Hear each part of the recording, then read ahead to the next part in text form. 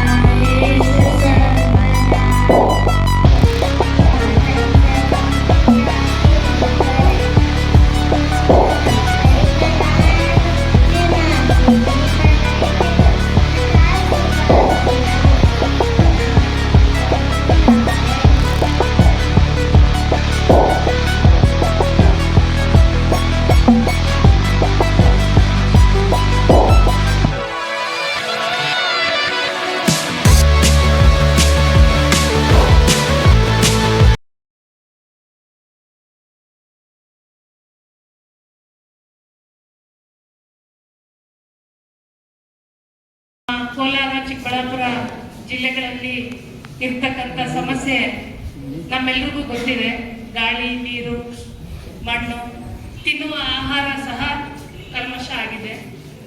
ನಮ್ಮ ಕೋಲಾರ, ಚಿಕ್ಕಬಳ್ಳಾಪುರ ಜಿಲ್ಲೆ ಇವತ್ತು ನಿಜವಾಗೂ ಸಾಹೇಬರು ಬಂದಿರೋದಕ್ಕೆ ನಾವು ತಿಂತಾ ಇರ್ತಕ್ಕಂಥ ಆಹಾರ ಶುದ್ಧ ಇಲ್ಲ, ನೀರಿಲ್ಲ, ಎಲ್ಲವೂ ಕಲುಷಿತ ಆಗಿರ್ತಕ್ಕಂಥ ಸಂದರ್ಭದಲ್ಲಿ ನಾವು ಏನ್ ತಿಂದು ನಮ್ಮ ಆರೋಗ್ಯವನ್ನ ಕಾಪಾಡಿಕೊಳ್ಬೇಕು, ನಾವು ಹೇಗೆ ಮುಂದಿನ ಜೀವನವನ್ನ ನಡೆಸಲಿಕ್ಕೆ ಮಾರ್ಗದರ್ಶಕರಾಗಿ ಇವತ್ತು ಅವರು ಬಂದಿದ್ರು.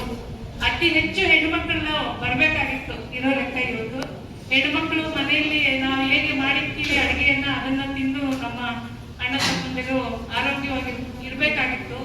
ಆದ್ರೆ ಒಳ್ಳೇದು ಸ್ಪ್ರೆಡ್ ಆಗೋದು ಬಹಳ ನಿಧಾನ, ಕೆಟ್ಟದ್ದು ಬಹಳ ಬೇಗ ಸ್ಪ್ರೆಡ್ ಆಗುತ್ತೆ. ಇಲ್ಲಿ ಇಂಥ ಒಂದು ಕಾರ್ಯಕ್ರಮವನ್ನ ನಾವು ಮಿಸ್ ಮಾಡ್ಕೊಂಡ್ವಲ್ಲ ಅಂತ ಸಫರ್ ಆಗೋ ದಿನಾನು ಬರ್ತದೆ. ಸಾಹೇಬರು ಇವತ್ತು ನಮಗೆ ಮಾರ್ಗದರ್ಶನ ಕೊಡೋದನ್ನ ನಾವೆಲ್ಲ ಅಳವಡಿಸ್ಕೊಂಡ್ರೆ ನಿಜವಾಗೂ ಮುಂದಿನ ದಿನಗಳಲ್ಲಿ ನಮಗೆ ಒಳ್ಳೆ ಆರೋಗ್ಯ ಸಿಗ್ತದೆ ಅಂತ ನನ್ನ ಭಾವನೆ. ನಾನು ಅವರ ವಿಡಿಯೋಗಳನ್ನ ಬಹಳಷ್ಟು ನೋಡಿದ್ದೀನಿ. ಅವರು ಹೇಳ್ತಕ್ಕಂಥದನ್ನ ನಾನು ಸಹ ನನ್ನ ಮನೆಯಲ್ಲಿ ಅಳವಡಿಸ್ಕೊಂಡಿದ್ದೀನಿ. ಅದನ್ನ ಹೆಣ್ಮಕ್ಳು ಮಾಡ್ತಾ ಹೋದ್ರೆ ಮುಂದಿನ ದಿನಗಳಲ್ಲಿ ಹಾಸ್ಪಿಟ್ಲಿಗೆ ದುಡ್ಡನ್ನ ಖರ್ಚು ಮಾಡೋದು ಕಡಿಮೆ ಆಗ್ಬೋದು ಅನ್ನೋದು ನನ್ನ ಭಾವನೆ. ಮುಂದಿನ ದಿನಗಳಲ್ಲಿ ಹೆಣ್ಮಕ್ಳಿಗೆ ಒಂದು ಕಾರ್ಯಾಗಾರವನ್ನ ನಮ್ಮ ಚಿಕ್ಕಬಳ್ಳಾಪುರದಲ್ಲಿ ಮಾಡ್ಲಿಕ್ಕೆ ನಾನು ಒಂದು ವ್ಯವಸ್ಥೆ ಮಾಡ್ತೀನಿ. ಯಾಕೆಂದ್ರೆ ನನಗೆ ಕಮ್ಮಿ ಸಮಯದಲ್ಲಿ ಗೊತ್ತಾಯ್ತು ಇದೊಂದು ಕಾರ್ಯಕ್ರಮ ಇದೆ ಅಂತ.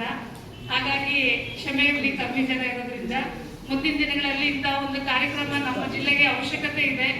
ಅದನ್ನ ನಾವೆಲ್ಲ ಸೇರಿ, ನಾನೊಬ್ಬಳಲ್ಲ, ಈಗ ಬಂದಿರ್ತಕ್ಕಂಥ ಎಲ್ಲರೂ ಸೇರಿ ನಮ್ಮ ಜಿಲ್ಲೆಯ ನಮ್ಮ ಅಣ್ಣ ತಮ್ಮಂದಿರು, ಅಕ್ಕ ತಂಗಿಯರು ಆರೋಗ್ಯವಾಗಿರ್ಬೇಕು ಅಂದ್ರೆ ನಾವೇನು ಮಾಡ್ಲಿಕ್ಕೆ ಸಾಧ್ಯ ಅನ್ನೋದನ್ನ ನಾವು ಯೋಚನೆ ಮಾಡ್ಬೇಕಾಗ್ತದೆ. ಈಗಾಗಲೇ ಎಲ್ಲ ವಿಜ್ಞಾನಿಗಳು ಹೇಳ್ತಾ ಬಂದಿದ್ದಾರೆ. ಆ ರಿಪೋರ್ಟ್ಸು ಹೊರಗಡೆ ಬಂದಿದೆ. ನೀವು ತಿಂತಾ ಇರೋ ಆಹಾರದ ಸರಿ ಇಲ್ಲ, ಈ ನೀರಿನ ಸಮಸ್ಯೆಯಿಂದಾಗಿ ನಾವು ಆಲ್ರೆಡಿ ಬಳಲ್ತಾ ಇದ್ದೀವಿ. ಹಾಸ್ಪಿಟಲ್ಗೆ ಡಯಾಲಿಸಿಸ್ ಸೆಂಟರ್ಗಳು ಜಾಸ್ತಿ ಆಗ್ತಾ ಇದೆ, ಹಾಸ್ಪಿಟಲ್ಗಳು ಜಾಸ್ತಿ ಆಗ್ತಾ ಇದೆ. ಆದ್ರೆ ನಮ್ಮ ಸುತ್ತ ಸುತ್ತ ಇರ್ತಕ್ಕಂಥ ವಾತಾವರಣ ನಾವೇ ಕೆಡಿಸ್ಕೊಳ್ತಾ ಇದ್ದೀವಿ. ನಾವು ಯಾವಾಗ ನಮ್ಮ ಜವಾಬ್ದಾರಿಯನ್ನು ನಾವು ಮರಿತಾ ಇದ್ದೀವೋ, ನಮ್ಮ ಸುತ್ತಲಿನ ವಾತಾವರಣವನ್ನ ಚೆನ್ನಾಗಿ ಇಟ್ಕೊಳ್ಳೋದ್ರಲ್ಲಿ ನಾವು ಮೈ ಮರಿತಾ ಇರೋದ್ರಿಂದ ನಾವಾಗಿ ನಾವೇ ಕೊಂಡ್ಕೊಳ್ತಾ ಇದ್ದೀವಿ ನಾವು ಕಾಯಿಲೆಗಳನ್ನ ಅಂತ ನನ್ನ ಭಾವನೆ. ಸಾಹೇಬರಿಗೆ ಮಾತಾಡ್ಲಿಕ್ಕೆ ಬಹಳಷ್ಟು ಟೈಮ್ ಬೇಕಾಗುತ್ತೆ, ಹಾಗಾಗಿ ನನ್ನ ಮಾತನ್ನ ಮುಗಿಸ್ತೀನಿ. ಪ್ರತ್ಯೇಕವಾದ ತೊಂದರೆ ಇದೆ. ಚಿಕ್ಕಬಳ್ಳಾಪುರ, ಕೋಲಾರ, ನೀವೆಲ್ಲರೂ ಈ ಬೆಂಗಳೂರು ಅನ್ನೋ ಒಂದು ಮಹಮ್ಮಾರಿ ನಗರದ ಗುಲಾಮರಾಗಿದ್ದೀರ. ಮಾಡಿಕೊಡ್ತಕ್ಕಂಥ ವ್ಯವಸ್ಥೆಯನ್ನ ಇಲ್ಲಿ ಈ ದೊಡ್ಡ ದೊಡ್ಡ ಆಯಾಮಗಳಲ್ಲಿ ರೂಪಿಸ್ತಾರೆ. ನೀವು ಗೊತ್ತಿಲ್ಲದೇನೆ ನೀವು ಅವರಿಗೆ ಗುಲಾಮರಾಗಿರ್ತೀರಿ. ಅಲ್ಲಿ ತನಕ ಪರವಾಗಿಲ್ಲ. ಆದ್ರೆ ಮೋಸ ಏನಾಗುತ್ತೆ ಅಂದ್ರೆ, ನೀವು ಅವ್ರು ಮಾಡೋದಕ್ಕೆ ನೇರವಾಗಿ ಸಾಕ್ಷರಾಗಿ ಆದ್ರೂ ಪರವಾಗಿಲ್ಲ, ಅಲ್ಲಿಗೆ ನಿಲ್ಲೋದಿಲ್ಲ, ಅದನ್ನ ಕಲ್ತುಕೊಳ್ಳಕ್ಕೆ ಶುರು ಮಾಡ್ತೀರ. ಅದರಲ್ಲಿ ಮೋಸ ಏನಿದೆ ಅಂದ್ರೆ, ನಗರಗಳಲ್ಲಿ ಇರೋರಿಗೆ ದುಡ್ಡು ಜಾಸ್ತಿ ಸಿಗುತ್ತೆ. ಅದು ಏನಾದ್ರೂ ಆಗ್ಲಿ, ಅದು ಮೋಸದಾಗ್ಲಿ, ಏನೋ ಒಂದು ದುಡ್ಡು ಜಾಸ್ತಿ ಸಿಗುತ್ತೆ. ನಿಮ್ಗೆ ಆ ದುಡ್ಡು ಸಿಗೋದಿಲ್ಲ. ಆದ್ರೆ ಅವ್ರು ಮಾಡಿದ್ದನ್ನ ಮಾಡಕ್ಕೆ ಬಯಸೋ ಒಂದು ಮನಸ್ಸು ಬಂದ್ಬಿಡುತ್ತೆ. ಇದು ಅತಿ ಭಯಾನಕವಾದ ಪ್ರಾಬ್ಲಮ್. ಈ ಕೋಲಾರ, ಚಿಕ್ಕಬಳ್ಳಾಪುರ, ದೊಡ್ಡಬಳ್ಳಾಪುರ ಈ ಜಿಲ್ಲೆಗಳೆಲ್ಲ ಏನಿದೆ ಸುತ್ತಲೂ, ಈ ಮೋಸಕ್ಕೆ ನಿಮ್ಗೆ ತೊಂದರೆ ಆಗ್ತಾ ಇದೆ. ಎಷ್ಟು ತೊಂದರೆ ಅಂದ್ರೆ, ಅವ್ರಿಗಿರೋ ಕಾಯಿಲೆಗಳೆಲ್ಲ ನಿಮಗೂ ಬಂದ್ಬಿಡ್ತವೆ. ಆದ್ರೆ ನಿಮಗೆ ಆ ವ್ಯವಸ್ಥೆ ಇರೋದಿಲ್ಲ, ಮ್ಯಾನೇಜ್ ಮಾಡ್ಕೊಳ್ಳೋ ವ್ಯವಸ್ಥೆನೂ ನಿಮಗೆ ಕಷ್ಟ ಬಂದಿದೆ. ಈಗ ಡಯಾಲಿಸಿಸ್ ಸೆಂಟರ್ ಚಿಕ್ಕಬಳ್ಳಾಪುರಲ್ಲಿ ಇರ್ಬೋದು, ಆದ್ರೆ ಮೀನು ಮಾರ್ಕೆಟ್ ತರ ಇರುತ್ತೆ. ಚಿಕ್ಕಬಳ್ಳಾಪುರದಿಂದ ಮೆತ್ತಿಗೆ ಬಾಗೇಪಲ್ಲಿಗೆ, ಇನ್ನೊಂದು ಸಣ್ಣ ಹಳ್ಳಿಗೆ ಹೋಗ್ತದೆ. ಅಂದ್ರೆ 60% ಜನ ನಮ್ಮ ಭಾರತ ದೇಶದಲ್ಲಿ ಹಳ್ಳಿಗಳಲ್ಲಿ ಇದ್ದಾರೆ. ಈ ನಗರಗಳ ರೋಗಗಳನ್ನ ಹಂತ ಹಂತವಾಗಿ ಸಾರಥಿಗಳು ನೀವು ಹಂಗೂ ಇಲ್ಲ ಹಿಂಗೂ ಇಲ್ಲ ನೋಡಿ. ಅದು ದೊಡ್ಡ ಪ್ರಾಬ್ಲಮ್. ಅವ್ರು ಹಂಗ್ ಮಾಡಿ ಹಿಂಗ್ ಮಾಡಿ ಒಂದು ತಿಂಗಳಿಗೆ 1 ಲಕ್ಷ 1.5 ಲಕ್ಷ ಹೆಂಗೋ ಮಾಡ್ತಾ ಇರ್ತಾರೆ ಬೆಂಗಳೂರಲ್ಲಿ, ಸಂಭವವಾದಿ ಅಂತ. ಸೊ ಹಾಸ್ಪಿಟಲ್ಗೆ ಹೋಗೋದು ಇದು ಅದು ಅವ್ರಿಗೆ ಅಭ್ಯಾಸ ಆಗ್ಬಿಡುತ್ತೆ. ನೀವು ಇಲ್ಲಿಂದ ಬೆಂಗಳೂರು ಆಸ್ಪತ್ರೆಗೆ ಹೋಗ್ಬೇಕಂದ್ರೆ ಅದೊಂದು ಅರಸಾಹಸ. ಸೊ ನಿಮ್ಮಂಥ ಅವರು ಈ ಡಾಕ್ಟರ್ಗಳಿಂದ ದೂರ ಇರೋದು ಅತಿ ಸರಳವಾದ ವ್ಯವಹಾರ. ನೀವು ಮಾಡಬೇಕಾಗಿದ್ದಿಷ್ಟೇ, ನಿಮ್ಮ ಬರಡು ಭೂಮಿಗಳು, ನೀರಾವರಿ ಇರೋ ಜಾಗಕ್ಕೆ ಹೋಗ್ಲೇಬೇಡಿ. 4 ಮನೆ ಬರುವಂತ ಜಾಗ ಸಾಕು. ಹೋಗಿ ಈ ಸಿರಿಧಾನ್ಯಗಳನ್ನು ಸುಮ್ಮನೆ ಚೆಲ್ಬಿಡು ಮಳೆ ಬರೋ ಮುಂಚೆ. ಏನು ಮಾಡಬೇಕಾಗಿಲ್ಲ, ತಿಳಿಯಾಗಿ ನನಗೆ DVT ಆಗಿತ್ತು. DVT ಇದರಲ್ಲಿ ನಾನು ಈಗ ನಿಮ್ಮ ಸಲಹೆ ತಗೊಂಡು ಅದನ್ನು ಫಾಲೋ ಮಾಡ್ತಾ ಇದ್ದೀನಿ. ಇವತ್ತಿನ ಸೆಷನ್ನಲ್ಲಿ ದಯವಿಟ್ಟು ಆಯಿಲ್ ಬಗ್ಗೆ ಹೇಳಿ ಸರ್. ಆಯಿಲ್ ಬಗ್ಗೆ ಅಂತ ಮತ್ತೆ ಒಂದು ಅರ್ಧ ಗಂಟೆ. ಇವೆಲ್ಲ ನಮ್ಮ ಜೀವನಕ್ಕೆ ಬಂದ್ಬಿಟ್ಟಿದೆ ಕಳೆದ 40-50 ವರ್ಷದಿಂದ. ನಿಜವಾದ ಎಣ್ಣೆಗಳು ಮಾನವನಿಗೆ ಬೇಕೇ ಬೇಕು. ಈಗ ಇನ್ನೊಂದು ಕಡೆ ಎಣ್ಣೆ ಬೇಕಾಗಿಲ್ಲ, ಎಣ್ಣೆ ರಹಿತ ಊಟ ಮಾಡಬೇಕು, ಹಂಗೆ ತಿನ್ಬೇಕು ಅಂತ ಹೇಳಕ್ ಶುರು ಮಾಡಿದ್ದಾರೆ. ಅದು ಶುದ್ಧ ತಪ್ಪು. ಅಲ್ಲದೆ ಗಾಜಿನ ಸೀಸೆಯಲ್ಲಿ ಅಥವಾ ನಮ್ಮ ಹಿರಿಯರು ಜಾಡಿ ಅಂತ ಹೇಳ್ತಾ ಇದ್ವಿ, ಪಿಂಗಾಣಿ ಜಾಡಿ ಅಂತ, ಉಪ್ಪಿನಕಾಯಿ, ಎಣ್ಣೆ, ಉಪ್ಪು ಈ ತರ ಪದಾರ್ಥಗಳನ್ನ ನಾವು ಪಿಂಗಾಣಿ ಜಾಡಿಯಲ್ಲಿ ನಿಲುವೆ ಮಾಡ್ತಾ ಇದ್ವಿ. ಅಂತದ್ದು ಮಾಡೋದ್ರಲ್ಲಿ ಅತಿ ಅದ್ಭುತವಾದ ವೈಜ್ಞಾನಿಕತೆ ಇದೆ. ಪಿಂಗಾಣಿಯಲ್ಲಿನೂ ಗಾಳಿ ಆಡುತ್ತೆ, ಬೆಳಕು ಬರೋದಿಲ್ಲ. ಬೆಳಕಿಂದ ಆಗುವ ಅನಾಹುತಗಳನ್ನ ಎಣ್ಣೆ, ಉಪ್ಪಿನಕಾಯಿ, ಉಪ್ಪು, ನೀರನ್ನು ಹೀರ್ಕೊಳ್ಳದೆ ಇರಂಗೆ, ಇದೆಲ್ಲ ಅದ್ಭುತವಾದ ವೈಜ್ಞಾನಿಕ ಪದ್ಧತಿಗಳು. ಸೊ ನಾವೀಗ ಏನ್ ಮಾಡ್ತಾ ಇದ್ವಿ, ಎಣ್ಣೆ ರಿಫೈನ್ಡ್ ಆಯಿಲ್ಸ್ ಎಲ್ಲ ಪ್ಲಾಸ್ಟಿಕ್ ಡಬ್ಬಗಳಲ್ಲಿ 10 ಲೀಟರ್ 20 ಲೀಟರ್ ಕೊಂಡ್ಕೊತಾ ಇದ್ವಿ. 1 ಲೀಟರ್ ಎಣ್ಣೆಯಿಂದ 80 ಮೈಕ್ರೋಗ್ರಾಮ್ಸ್ ಪ್ಲಾಸ್ಟಿಕ್ ನಿಮ್ಮ ಬ್ರೈನ್ಗೂ ಹೋಗ್ತಾ ಇದೆ, ಅಷ್ಟು ಕೆಟ್ಟದ್ದು. ಸೊ ಎಣ್ಣೆಗಳು ಎಸ್ಪೆಷಲಿ ನೀರು ಮೋಸ ಆಗಿದೆ, ಎಣ್ಣೆ ಅಂತೂ ತುಂಬಾ ಮೋಸ ಆಗ್ತದೆ. ಸೊ ನೀವು ಎಣ್ಣೆ ಯಾವುದೇ ಎಣ್ಣೆ ತಗೊಂಡ್ರು ಗ್ಲಾಸ್ ಬಾಟ್ಲಲ್ಲೇ ಕೊಂಡ್ಕೊಳ್ಳಿ. ಎದ್ದುಗಾಣಂತೆ ಎಣ್ಣೆ ಒಳ್ಳೇದು, ಆದ್ರೂ ಪ್ಲಾಸ್ಟಿಕ್ ಅಲ್ಲಿ ಹಾಕೊಂಡ್ರೆ ಅದು ವಿಷ ಆಗುತ್ತೆ. ಸೊ ಎದ್ದುಗಾಣಂತೆ ಎಣ್ಣೆ ಅತ್ಯದ್ಭುತವಾದದ್ದು, ಎಸ್ಪೆಷಲಿ ಹುಚ್ಚೆಳ್ಳೆಣ್ಣೆ ನಮ್ಮ ಹುಚ್ಚುತನವನ್ನು ತೆಗೆದು ಬಿಡುತ್ತೆ. ಬುದ್ಧಿಮಾನ್ಯ ಮಕ್ಕಳು, ಬಂಜತನ ಇದನ್ನೆಲ್ಲ ವಾಸಿ ಮಾಡ್ಕೋಬೇಕಂದ್ರೆ ನಿಮಗೆ ಎದ್ದುಗಾಣಂತೆ ಎಣ್ಣೆಗಳು ಬೇಕೇ ಬೇಕು. ಹುಚ್ಚೆಳ್ಳೆಣ್ಣೆ, ಕುಸುಬೆ ಎಣ್ಣೆ, ಕೊಬ್ಬರಿ ಎಣ್ಣೆ, ಶೇಂಗಾ ಎಣ್ಣೆ, ಇವೆಲ್ಲ ಅದ್ಭುತವಾದ ಎಣ್ಣೆಗಳು. ಶೇಂಗಾ ಎಣ್ಣೆ ಅಂತೂ ನೀವು ಸರಾಗವಾಗಿ ಸರಿಯಾಗಿ ಬಳಸಿದ್ರೆ ನೀವು ವೃದ್ಧರೂ ಆಗೋದಿಲ್ಲ. ಯಾರು ಆ ಮೂದ ಮೇಲೆ ಬರೋದು ಅವೆಲ್ಲ ಮಾಯ ಆಗುತ್ತೆ. ರೆಸ್ವೆರಟ್ರಾಲ್ ಅಂತ ಒಂದು ಕೆಮಿಕಲ್ ಇದೆ, ಅದ್ಭುತವಾದ ಅಂಶ ರೆಸ್ವೆರಟ್ರಾಲ್ ಅಂತ. Anti inflammatory, anti bacterial, anti fungal, anti cancerous. ನೀರು, ಎಣ್ಣೆ, ಊಟ, ಗಾಳಿಯಿಂದಾನೇ ಆಗ್ತಾ ಇರೋದು, ಇನ್ಯಾವುದರಿಂದಾನೂ ಅಲ್ಲ. ಅಂದ್ರೆ ಅದನ್ನ ಸರಿ ಮಾಡಿಕೊಂಡ್ರೆ ರೋಗ ಇರುವುದಿಲ್ಲ ಅನ್ನುವ ಒಂದು ಸೂಕ್ಷ್ಮವನ್ನ ನಾವು ಗಮನಿಸ್ತಾ ಇಲ್ಲ, ಆಸ್ಪತ್ರೆಗಳ ಮೊರೆ ಹೋಗ್ತಾ ಇದ್ದೀವಿ. ಇದು ವೈಜ್ಞಾನಿಕ ಅಲ್ಲ ಅಂತ ಹೇಳೋದಕ್ಕೆ ಇಷ್ಟಪಡ್ತೀನಿ. ಇಲ್ಲಿ ಆ್ಯಕ್ಚುಲಿ ಲಕ್ಷ್ಮೀನಾರಾಯಣ ಅವರು ಆ್ಯಕ್ಚುಲಿ ನಾವು ಒಂದು 10-15 ವರ್ಷದಿಂದ ನಮ್ಮ ಭೂಮಿಗೆ ಬಂದು ಕಲ್ತುಕೊಂಡು ತಮ್ಮ ಹಳ್ಳಿಗಳಲ್ಲಿ ಹರಡಿಸ್ಬೇಕು ಅಂತ ಆ್ಯಕ್ಚುಲಿ ಆತ ದೊಡ್ಡ ಸಾಫ್ಟ್ವೇರ್ ಎಲ್ಲ ಬಿಟ್ಟು ಈಗ ಹಳ್ಳಿಗಳಲ್ಲಿ ಈ ವಿಷಯಗಳನ್ನು ಹರಡಿಸೋದಕ್ಕೆ ಆಳವಾಗಿ ಕೆಲಸ ಮಾಡ್ತಾ ಇದ್ದಾರೆ. ಆ್ಯಕ್ಚುಲಿ ಆ ಮನೆಯವರು ಬಂದಿದ್ದಾರೆ, ಆ್ಯಕ್ಚುಲಿ ಒಬ್ಬ ದೊಡ್ಡ ನರ್ಸ್.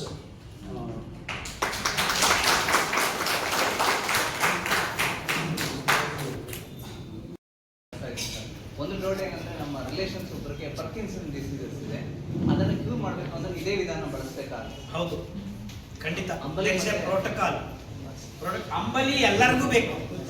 ನಿಮಗೆ ರೋಗ ಯಾವುದೇ ಇರಲಿ, ಈಗ ನಾನು ಅಂಬಲಿ ಕುಡಿದ್ರೇ ರಾತ್ರಿ ಊಟ ಮಾಡೋದು. ಅಂಬಲಿ ಆರೋಗ್ಯಕ್ಕೆ ಮುಂಬಾಗಿ. ನಿಮ್ಗೆ ಆರೋಗ್ಯ ಬೇಕಾ, ಫಸ್ಟ್ ಡೋರಲ್ಲಿ ಹೋಗ್ಬೇಕು, ಅದು ಅಂಬಲಿ. ಅಂಬಲಿ ಕುಡಿದ್ರೇನೆ ಆರೋಗ್ಯ. ಸೊ ತುಂಬಾ ಜನ ಹೇಳಿದ್ದೀನಲ್ಲ, ನಾನು ಲೆಕ್ಚರಲ್ಲಿ ಹೇಳಿದ್ದೀನಿ, ಎಲ್ಲರೂ ಮಿಲೆಟ್ಸ್ ತಿಂತಾ ಇರ್ತಾರೆ, ಆದರೆ ಅಂಬಲಿ ಕುಡಿಯೋದಿಲ್ಲ. ಅಂಬಲಿ ಕುಡಿದ್ರೆ ನಿಮಗೆ ರೋಗ ಪೂರ್ತಿ ವಾಸಿ ಆಗುತ್ತೆ. ಡಯಾಬಿಟೀಸು ಅಂತವು ಆದಷ್ಟಕ್ಕದೇ ವಾಸಿ ಆಗ್ತವೆ, ಮಿಲೆಟ್ಸ್ ತಿಂದರೆ ವಾಸಿ ಆಗ್ತವೆ. ಆದರೆ ಆಳವಾದ ಗಂಭೀರವಾದ ರೋಗಗಳು ಕೆಲವಿದೆ, ಎಸ್ಪೆಷಲಿ ನರನಾಡಿಗಳ ರೋಗ, ಗಡ್ಡೆಗಳು, ಕ್ಯಾನ್ಸರ್ಗಳು, ಇವೆಲ್ಲ ವಾಸಿ ಆಗಬೇಕು ಅಂದರೆ ಎಸ್ಪೆಷಲಿ ಮೂತ್ರಪಿಂಡ ರೋಗಗಳು ಅಂಬಲಿ ಇಲ್ಲದೆ ವಾಸಿ ಆಗೋದೇ ಇಲ್ಲ. ಅಂಡ್ ಆರೋಗ್ಯ ಬೇಕು ಅಂದರೆ ಅಂಬಲಿ ಬೇಕು. ಹೊಟ್ಟೆಯಲ್ಲಿ ಸಮೃದ್ಧವಾದ ಆ ಸೂಕ್ಷ್ಮ ಜೀವಿಗಳ ಸಮುದಾಯ, ಗಟ್ ಮೈಕ್ರೋಬಯಮ್ ಬೇಕೇ ಬೇಕು. ಸೊ ಅಂಬಲಿ ಮಕ್ಕಳಿಗೆ, ಸ್ಕೂಲ್ ಮಕ್ಕಳಿಗೆ ಗಂಟೆ ಹೊಡೆದು ಸ್ಕೂಲ್ ಬಿಟ್ಟು ಹೋಗ್ತಾರಲ್ಲ, ಅವಾಗ ಎಲ್ಲರಿಗೂ ಒಂದು ಲೋಟ ಅಂಬಲಿ ಕೊಡೋಕೆ ಶುರು ಮಾಡಿದ್ರೆ ಸಾಕು, ಅವ್ರಿಗೆ ರೋಗನೇ ಬರೋದಿಲ್ಲ. ಸೊ ಈ ಥರ ಅಭ್ಯಾಸಗಳನ್ನು ನಾವು ಸಮಾಜದಲ್ಲಿ ಹರಡಿಸಬೇಕು ಅಂತ ನನ್ನ ಒಂದು ಬಯಕೆ. ಸೊ ಎಲ್ಲ ಸ್ಕೂಲ್ ಮಾಸ್ಟರ್ಸು ಅಥವಾ ಇದೆಲ್ಲ ಮೀನ್ಸ್ ಕರೆಕ್ಟ್ ಅಂತಾರೆ, ಕರೆಕ್ಟಾಗಿ ನೆನೆಸಿ ಅಡಿಗೆ ಮಾಡ್ಕೊಂಡು ತಿನ್ನಬೇಕು. ಒಂದನೇದು. ಎರಡನೇದು, ನಿಮ್ಮ ಗಟ್ ಮೈಕ್ರೋಬಯಮ್ ಸರಿ ಇಲ್ಲ ಅಂತ ಅಂದರೆ ನಿಮ್ಮ ಜೀವ ಸಮುದಾಯ, ನಿಮ್ಮ ಜೀವಕೋಶಗಳು ಆ ಸೂಕ್ಷ್ಮ ಜೀವಿ ಕೋಶಗಳ ಅನುಸಂಧಾನ ಸರಿಯಾಗಿ ಆಗಿಲ್ಲ. Most of the reason is because of your medicines, ಅದು ಇದು ಇರುತ್ತೆ. ಸೊ ಒಂದು 5-6 ವಾರ ಮಿನಿಮಮ್ ಅಂಬಲಿ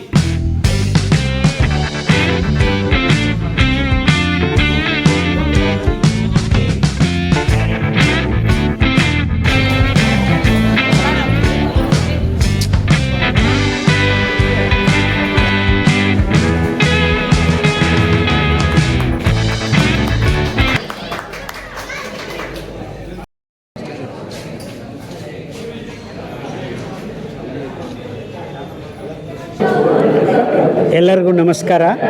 ಸರ್ ಹೇಳಿ. ಇವತ್ತೊಂದು ಕಾರ್ಯಕ್ರಮವನ್ನು ತಾವು ಆಯೋಜನೆ ಮಾಡಿದ್ದೀವಿ. ಇಲ್ಲ, ನಾವು ಮೈಸೂರು ಮತ್ತು ಮಿಲಿಟರಿ ಇನ್ನೂ ಇತರರು ಸೇರಿ ಆಯೋಜನೆ ಮಾಡಿದ್ದಾರೆ. ಚಿಕ್ಕಬಳ್ಳಾಪುರಕ್ಕೆ ತುಂಬ ದಿವಸದಿಂದ ಬರಬೇಕು ಅಂತ ಅನ್ಕೋತಾ ಇದ್ದೆ.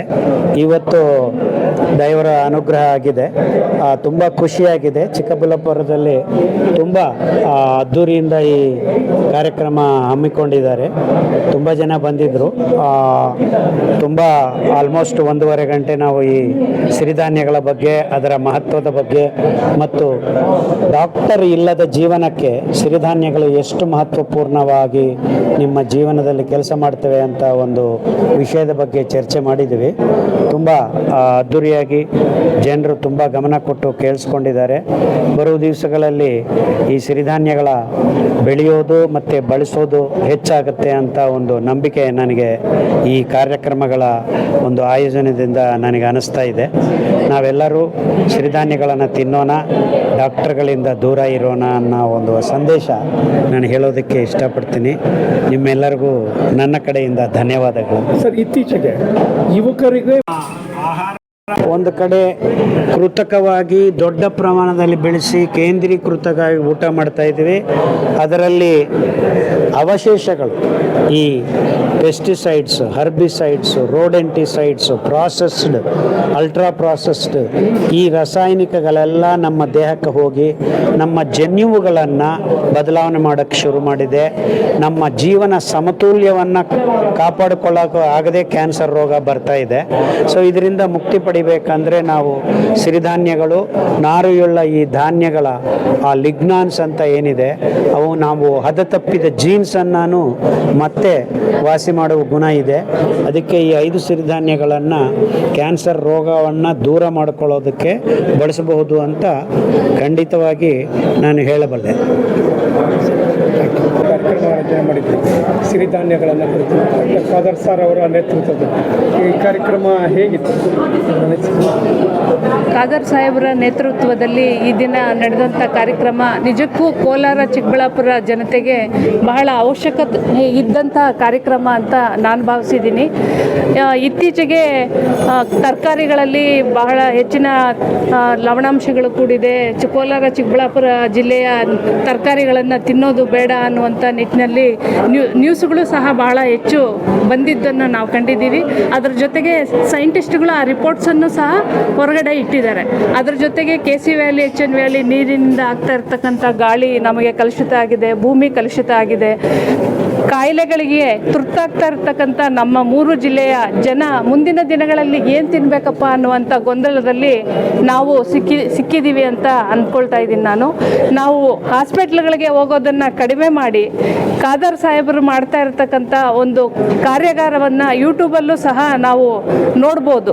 ಅದರ ಜೊತೆ ಅವರೊಂದು ಸ್ಕ್ಯಾನರ್ ಕೊಟ್ಟಿದ್ದಾರೆ. ಅದನ್ನು ನೋಡಿ ನಾವು ಮುಂದಿನ ದಿನಗಳಲ್ಲಿ ಯಾವ ರೀತಿ ಊಟವನ್ನು ತಿನ್ನಬೇಕು, ಯಾವ ರೀತಿ ನಾವು ನಮ್ಮ ಜೀವನ ಶೈಲಿಯನ್ನು ಇಟ್ಕೋಬೇಕು ಅಂತಕ್ಕಂಥ ಒಂದು ಸಂಪೂರ್ಣವಾದಂಥ ಚಿತ್ರಣವನ್ನು ಅದರಲ್ಲಿ ನಾವು ನೋಡ್ಬೋದು. ಆ ಒಂದು ನಿಟ್ಟಿನಲ್ಲಿ ಈ ದಿನ ನಮ್ಮ ಚಿಕ್ಕಬಳ್ಳಾಪುರದಲ್ಲಿ ಒಂದು ಕಾರ್ಯಾಗಾರವನ್ನು ಮಾಡಿದ್ದು ನಿಜಕ್ಕೂ ನಮಗೆ ಬಹಳ ಸಂತೋಷ ತಂದಿದೆ. ಇಂಥ ಕಾರ್ಯಾಗಾರಗಳು ಇನ್ನಷ್ಟು ಆಗಬೇಕು, ಇನ್ನಷ್ಟು ಜನ ನೋಡಿ ಅದನ್ನು ಅಳವಡಿಸ್ಕೊಂಡು ನಮ್ಮ ಆರೋಗ್ಯವನ್ನು ಚೆನ್ನಾಗಿಟ್ಕೋಬೇಕು. ಅದರ ಜೊತೆಗೆ ನಾವು ಹೆಣ್ಣುಮಕ್ಕಳಾಗಿ ನಾವು ಅಡುಗೆ ಮನೆಯಲ್ಲಿ ನಮ್ಮದೇ ಮುಖ್ಯವಾದಂಥ ಪಾತ್ರ, ಆ ಪಾತ್ರವನ್ನು ನಾವು ಯಾವ ರೀತಿ ನಡೆಸ್ಕೊಂಡು ಹೋಗ್ತೀವಿ, ನಮ್ಮ ಕುಟುಂಬ ಎಲ್ಲ ಆ ಒಂದು ಆರೋಗ್ಯವಾಗಿ ಇರೋಕ್ಕೆ ಸಾಧ್ಯ. ಹಾಗಾಗಿ ಅತಿ ಹೆಚ್ಚು ಹೆಣ್ಣುಮಕ್ಕಳು ಇಂಥ ಒಂದು ಕಾರ್ಯಾಗಾರಗಳನ್ನು ನೋಡಿ ನಮ್ಮ ಜೀವನವನ್ನು ಮತ್ತಷ್ಟು ಸುಖಮಯವಾಗಿ ಇಟ್ಕೊಳ್ಳೋಕ್ಕೆ ಸಾಧ್ಯ ಅಂತ ನಾನು ಭಾವಿಸಿದ್ದೀನಿ. ಎಲ್ರಿಗೂ ನಮಸ್ಕಾರ. ನನ್ನ ಹೆಸರು ರಕ್ಷಿತಾ ವಿನಯ್ ಅಂತ. ನಾನು ಎಜುಕೇಟರ್. ಸೊ ಒಂದು ಎಜುಕೇಟರ್ ಆಗಿ ನಾನು ಮಕ್ಕಳಿಗೆ ಯಾವ ಥರ ಈ ಸಿರಿಧಾನ್ಯಗಳ ಅವಶ್ಯಕತೆ ಇದೆ ಅಂತ ಹೇಳ್ತೀನಿ. ಈ ಸಿರಿಧಾನ್ಯಗಳ ಅಂಬಲಿನ ಒಂದು 50 ml ಡೈಲಿ ರೊಟೀನಲ್ಲಿ ಅಥವಾ ಬೆಳಗ್ಗೆ ಅಥವಾ ಸಂಜೆ ಮಕ್ಕಳಿದ್ರನ್ನ ಕುಡಿಯೋದ್ರಿಂದ ಅವರ ಆರೋಗ್ಯ ತುಂಬ ಸುಧಾರಿಸುತ್ತೆ ಅಂತ ಹೇಳ್ತೀನಿ. ಈಗ ನಾನು ತುಂಬ ಜನ ಪೇರೆಂಟ್ಸ್ನ ನೋಡಿದ್ದೀನಿ, ಬಾಕ್ಸಲ್ಲಿ ಸ್ನ್ಯಾಕ್ಸ್ನ ಕಳಿಸ್ತಾರೆ. ಏನು ಆ್ಯಪಲ್ಲು, ಒಂದು ಕ್ಯಾರೆಟು ಕಟ್ ಮಾಡಿ ಹಾಕೋದು, ಒಂದು ಬಿಸ್ಕೆಟು, ಚಾಕ್ಲೇಟ್ನ ಕಳಿಸ್ತಿದ್ದಾರೆ. ಸೊ ಅದ್ರ ಬದಲು ಈ ಸಿರಿಧಾನ್ಯಗಳನ್ನ ಅವರು ಸ್ನ್ಯಾಕ್ಸ್ ಆಗಿ ಕೊಟ್ಟರೆ ಒಂದು ತರಕಾರಿ ಅದನ್ನೆಲ್ಲ ಕೊಟ್ಟಾಗ ಪೌಷ್ಟಿಕಾಂಶಗಳು ತುಂಬ ಇರುತ್ತೆ. ಸೊ ಯಾವುದೇ ಕಾರಣಕ್ಕೂ ಮಕ್ಕಳಿಗೆ ಹ್ಯುಮಿನಿಟಿ ಪವರ್, ಈಗ ಹೆಚ್ಚಾಗಿ ಹ್ಯುಮಿನಿಟಿ ಪವರಿಂದ ಜ್ವರಗಳು ಬರ್ತಿರಬಹುದು. ಈ ಬೇಸಿಗೆ ಬಂತು ಅಂದರೆ 50% ಅಟೆಂಡೆನ್ಸ್ ಕಡಿಮೆ ಆಗಿಬಿಟ್ಟಿದೆ ಎಲ್ಲ ಶಾಲೆಗಳಲ್ಲೂ. ಸೊ ಅದನ್ನೆಲ್ಲ ನಾವು ತಡೆಗಟ್ಟಬೇಕು ಅಂತ ಅಂದರೆ ಎಲ್ಲ ಪೋಷಕರು ಸ್ವಲ್ಪ ಗಮನ ವಹಿಸಿ ನಿಮ್ಮ ಮಕ್ಕಳ ಆರೋಗ್ಯದ ಬಗ್ಗೆ. ಸೊ ಹೇಗೆ ಅಂತ ನೀವು ಕೇಳೋದಾದರೆ, ತರಕಾರಿ ಹಣ್ಣು ಕೊಡ್ತಿದ್ದೀವಿ ಅದೇ ಮುಖ್ಯ ಅಲ್ಲ, ತರಕಾರಿ ಹಣ್ಣು ಜೊತೆಗೆ ಈ 5 ಸಿರಿಧಾನ್ಯಗಳು ನಮ್ಮ ಡಾಕ್ಟರ್ ಖಾದರ್ ಸರ್ ಅವರು ಇವತ್ತಿನ ಒಂದು ಸಭೆಯಲ್ಲಿ ಏನು ಹೇಳಿದ್ರು ಅದನ್ನು ಎಲ್ಲ ಪೋಷಕರು ಹಾಗೆ ಎಲ್ಲ ಮಹಿಳೆಯರು ಕೂಡ ಇದನ್ನು ಫಾಲೋ ಮಾಡಬೇಕು. ಒಂದು ಹಂಬಲಿ, ಇವಾಗ ಸರ್ ಹೇಳಿದ್ರು 65 ರೂಪಾಯಿ ನಾವು ತಿಂಗಳಿಗೆ ಖರ್ಚು ಮಾಡೋಕ್ಕಾಗಲ್ವಾ ಅಂತ. ಎಲ್ಲ ಆಗುತ್ತೆ, ಸಾವಿರಾರು ರೂಪಾಯಿ, ಲಕ್ಷಾಂತರ ರೂಪಾಯಿ ನಾವು ಮಕ್ಕಳ ಮೇಲೆ ಇನ್ವೆಸ್ಟ್ ಮಾಡ್ತಿದ್ದೀವಿ. ಒಳ್ಳೆ ಸ್ಕೂಲ್ ಬೇಕು ಅಂತ, ಒಳ್ಳೆ ಹಾಸ್ಪಿಟಲ್ ಮಕ್ಕಳನ್ನ ತೋರಿಸ್ಬೇಕು ಅಂತ ಲಕ್ಷಾಂತರ ರೂಪಾಯಿ ಖರ್ಚು ಮಾಡ್ತಿದ್ದಾರೆ ಎಲ್ಲ ಪೋಷಕರು.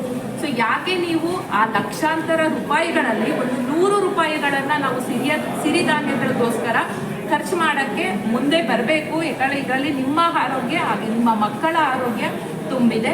ಸೊ ನಾನು ಈ ಒಂದು ಪ್ರೋಗ್ರಾಮ್ನ ಅಟೆಂಡ್ ಮಾಡಿದ್ಮೇಲೆ ನಾನು ನನ್ನ ಮಕ್ಕಳಿಗೆ, ನನ್ನ ಶಾಲೆಯಲ್ಲಿರುವ 600 ಜನ ಮಕ್ಕಳಿಗೂ ಈ ಒಂದು ಅಂಬಲಿಯನ್ನು 50 ml ದಿನ ಕೊಡಬೇಕು ಅನ್ನೋ ಒಂದು ಐಡಿಯಾ ಏನಿದೆ ಖಾದರ್ ಸರ್ ಅವ್ರದ್ದು. ಸೊ ಇದನ್ನು ನಾವು ಮುಂದಿನ ದಿನಗಳಲ್ಲಿ ನಮ್ಮ ಶಾಲೆಯಲ್ಲಿ ಅಳವಡಿಸ್ಕೋಬಹುದು ಅನ್ನೋ ಒಂದು ಆಲೋಚನೆ ಕೊಟ್ಟಿದ್ದಾರೆ. ಸೊ ಧನ್ಯವಾದಗಳು ಈ ಕಾರ್ಯಕ್ರಮ ಹಮ್ಮಿಕೊಂಡವರಿಗೆ ಹಾಗೆ ಈ ಕಾರ್ಯಕ್ರಮವನ್ನು ನಡೆಸಿಕೊಟ್ಟವರಿಗೆ. Thank you.